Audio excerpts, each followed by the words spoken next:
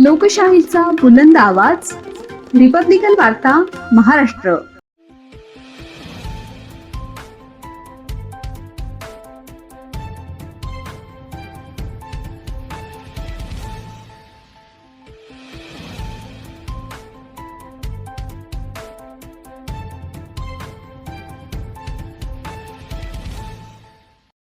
त्र्याऐंशी वर्षीय वृद्धाच्या नावाचा तोतया उभा करून बनावट कागदपत्रांद्वारे प्लॉट विक्रीचा प्रयत्न. मुख्य आरोपी अटकेत. अंबड गुन्हे शाखा युनिट क्रमांक 3 ची मोठी कारवाई.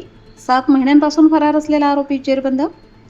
नाशिक शहर पोलीस आयुक्तालयाच्या गुन्हे शाखा अंबड युनिट क्रमांक 3 ने बनावट कागदपत्रांच्या आधारे प्लॉटची फसवणूक करणाऱ्या प्रकरणातील मुख्य आरोपीला अटक करून महत्त्वपूर्ण कारवाई केली आहे.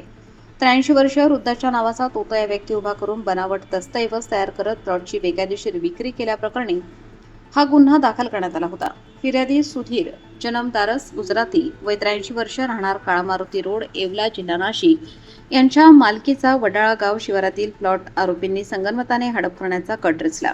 फिर्यादींच्या वृद्धत्वाचा फायदा घेत त्यांच्या नावाचा तोतया व्यक्ती उभा करण्यात आला.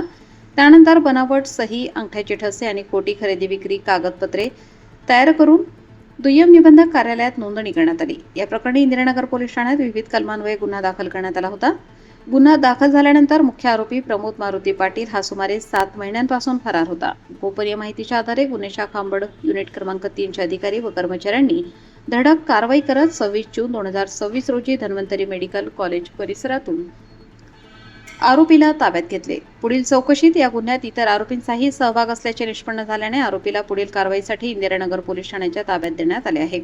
ही कारवाई पोलीस आयुक्त संदीप कर्णिक, पोलीस उपायुक्त गुन्हे कृष्णकुमार चव्हाण, सहाय्यक पोलीस आयुक्त संदीप मिटके यांच्या मार्गदर्शनाखाली गुन्हे शाखा अंबड युनिट क्रमांक 3 चे वरिष्ठ पोलीस निरीक्षक नरेंद्र सिंग राजपूत, पोलीस निरीक्षक मोतीलाल पाटील तसेच त्यांच्या पथकाने यशस्वीरित्या पार पाडली आहे. रिपब्लिकन वार्ता महाराष्ट्र न्यूजसाठी प्रतिनिधी विवेक बनकर, Nashik. Subscribe now and press the bell icon. Never miss an update.